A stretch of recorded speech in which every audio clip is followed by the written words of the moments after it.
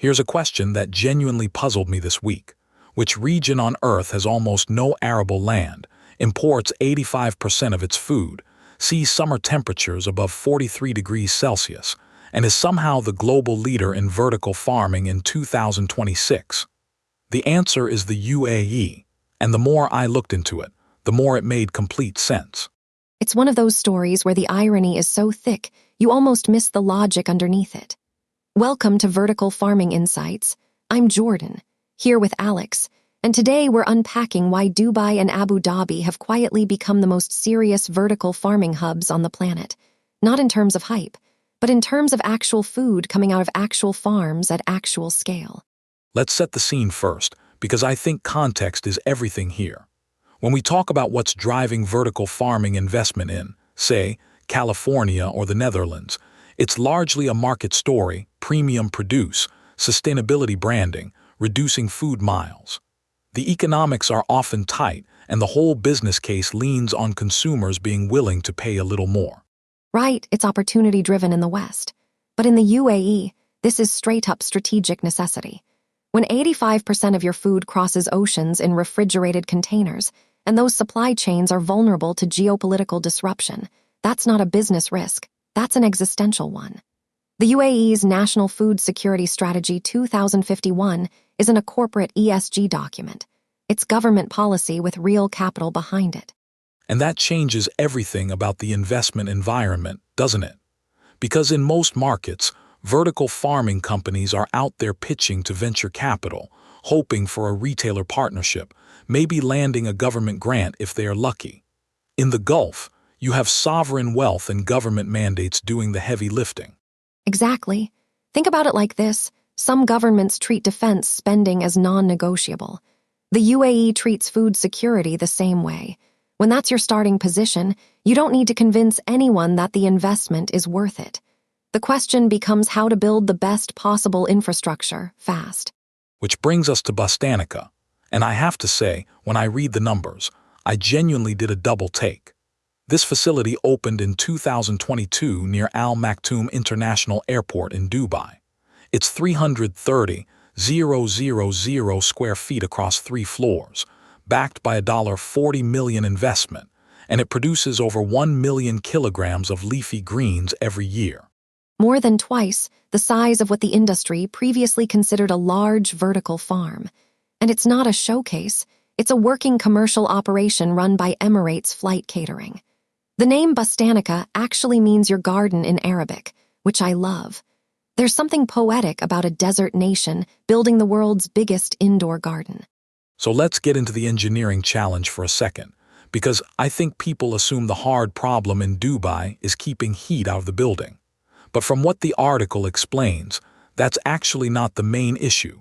The real challenge is something more fundamental to CEA, which stands for Controlled Environment Agriculture, for anyone new to the term.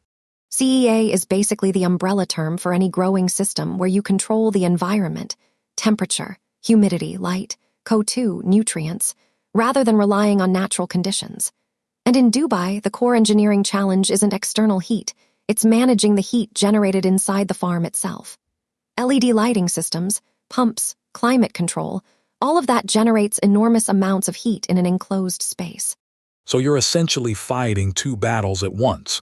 You need powerful growing infrastructure, but that infrastructure itself becomes a heat source you then have to manage. In a temperate climate, you just vent some of that heat outside. In Dubai, outside is 43 degrees, so that's not really an option. Which is why the cooling and energy design at facilities like Bustanica is genuinely cutting edge. And here's the thing that I find most interesting about the broader Middle East vertical farming story. The problems they are forced to solve, because of their extreme environment, are producing engineering solutions that will benefit the whole industry globally. That's a really important point. Necessity is driving innovation in a way that more comfortable markets just don't experience. If your climate is benign enough that you can still grow food outdoors, there's less urgency to crack the hardest problems in CEA. And there's also the water angle, which is massive in this region. The UAE's Water Security Strategy 2036 runs alongside the Food Security Strategy, and vertical farming is directly relevant to both, because properly designed hydroponic and aeroponic systems use up to 95% less water than conventional field agriculture. In a country where fresh water is one of the scarcest resources on Earth, that's not a nice-to-have. It's a core part of the value proposition.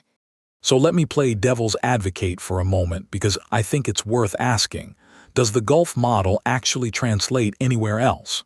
The sovereign capital, the government mandates, the existential food security pressure, those conditions don't exist in most markets. What does the rest of the industry actually take from this? That's the right question to ask.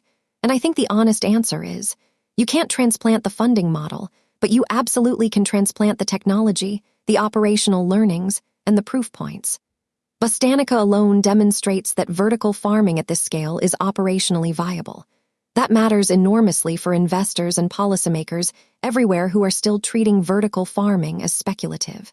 It shifts the conversation from can this work at scale to how do we adapt what Dubai has proven, which is a much more productive place to be having that debate. Exactly. And I think there's also a lesson about political will. One of the consistent challenges for vertical farming in Europe and North America is regulatory fragmentation, slow permitting, and inconsistent subsidy frameworks.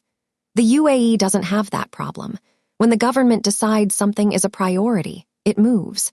That speed is itself a competitive advantage. All right, so what's the key takeaway from today for people working in or following this industry? Because there's a lot to unpack in this story. For me, it's this. The Middle East has reframed what vertical farming is for. In most Western markets, it's been positioned as a premium consumer product story.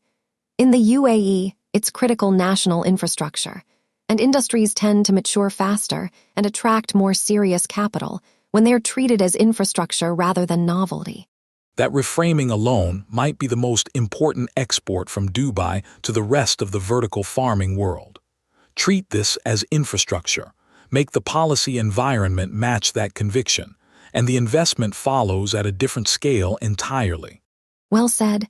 And if you want to go deep on all of this, the Bustanica facility details, the UAE's food and water security strategies, and the broader picture of what's happening across the Gulf states, the full article is a really thorough read.